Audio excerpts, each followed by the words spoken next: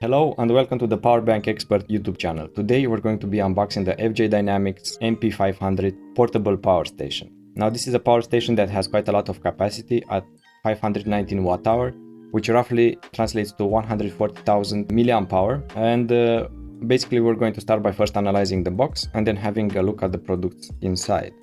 So looking at the box, we can see clearly the product image large here, and then we can see the company logo and then the product name here, and then the fact that it's made in China. The other face of the box has the exact same layout, so unfortunately we cannot draw too many informations from the box itself, but let's open it up and see the products inside.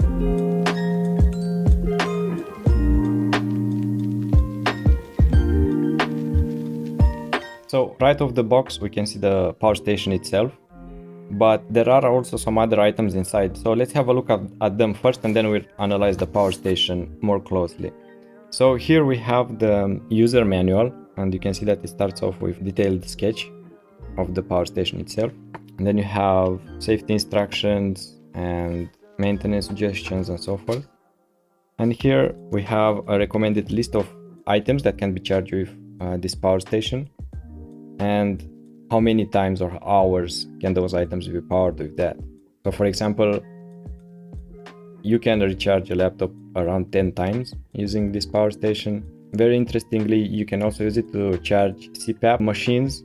So not all power banks or not all power stations are compatible with CPAP machines, but this one is. So it's something quite important if you're using such a machine for sleeping. You can of course power smartphones, switch chargers, drones, a mini fridge for around 8 hours, GoPro cameras and floodlights, also a TV for 7 hours. So these are just some examples. Of course there might be some other items that you'll be able to charge with it. Here they go into more details about what each port and buttons and what are their functions, how to charge the device. You can charge it using an AC outlet, a solar charger, or using the car cigarette charger as well. So you have 3 different charging options. However, you should note that you cannot charge the power bank using using 2 or more of these options. So you have to choose one, either the car cigarette charger or the solar panels or the AC outlet. You cannot use multiple charging options in order to charge the power station. And then you go into the buttons in more details. And now about the LCD screen and its functions and what you can see on it. Accessories included in the box and the general specifications of the power bank. You can see here the rated capacity, the weight, product size, and you can see here the battery inside. It produces 140,000 milliamp hour at 3.7 volts, and then some more instructions about storing, maintenance, troubleshooting and so forth. So this is a very useful manual to have around if you're getting this product, so it's very nice to have it in the box. Let's see what else we can find in there.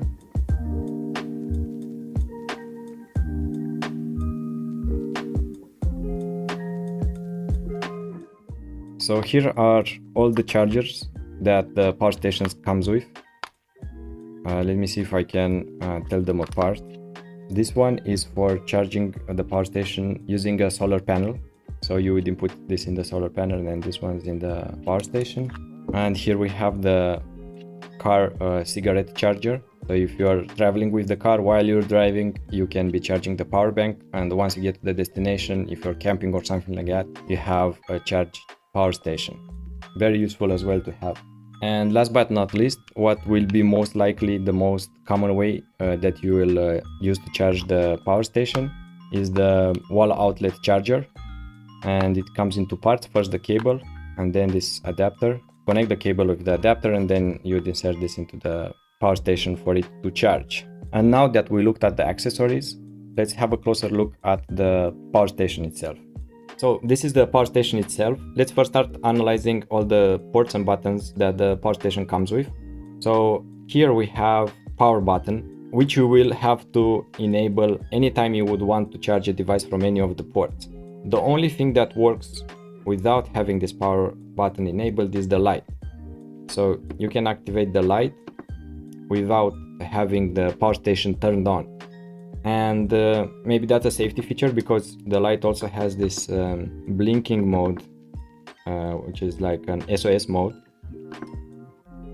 So it can function without the main power station to be turned on. But if you turn on the power, then the LCD screen lights up. And unfortunately, the camera doesn't really pick up all the details.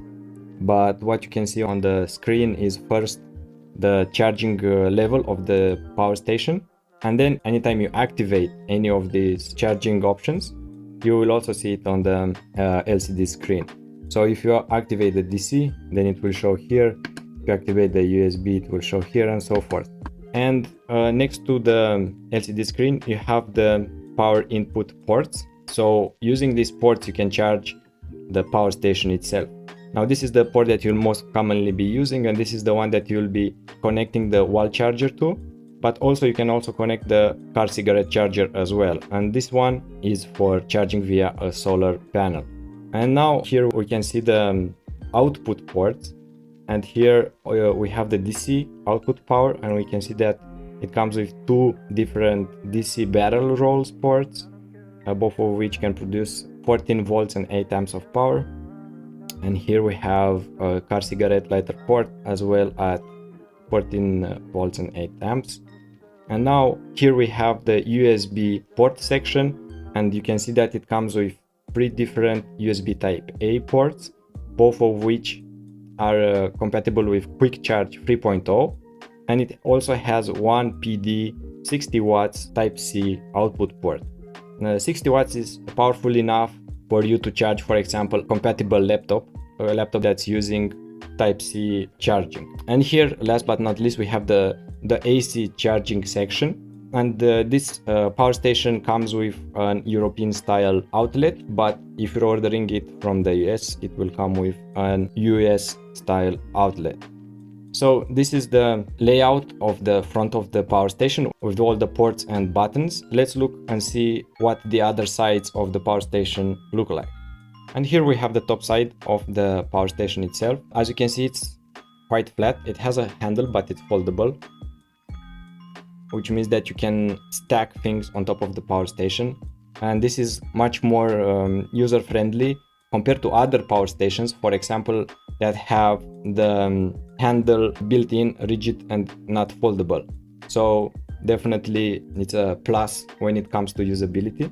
Here we can also see a place for charging your phone wirelessly, but you also need to remember that in order to do so, you first need to push that power button, because otherwise the wireless charging will not work. So the power station needs to be turned on first. And here we also have the light that we saw earlier as well. On both ends, you will see that the device has air vents, which will be used to cool down the power station whenever it gets too hot. So the more devices you use to charge at the same time, or the longer you use the power station, it will tend to become hotter, and then you will hear the air vents working in order to cool it down. And here is the bottom part of the power station. On the left side, you can see different details such as the model or the battery capacity, current input and output values, information about the manufacturer, and so forth. And here there's a list of warnings, so things that you shouldn't do while operating the power station, like keeping it in hot or humid places and so forth. So if you pause the video, you'll be able to read all of them carefully. And here on the corners, you will see that it comes with some rubber pads. These are great for keeping the power station from slipping and on any place that you'll be putting on, so it has more adherence. In terms of build quality, it seems very sturdy and very well put together. The main body and the bottom, the top and the sides are made from what appears to be a hard plastic, but the corners are made from some sort of a very tough rubber or rubberized plastic. I'm not sure exactly what the material is, but the fact is that these seem to be having the purpose of being shock absorbent surfaces. So usually this kind of devices tend to get smashed around quite a lot, carried and scratched and whatnot, and of course the corners are the most sensitive places. So I think it's a good idea to have them rubberized, and in order to minimize the effects of various impacts that the power station might suffer along its lifetime.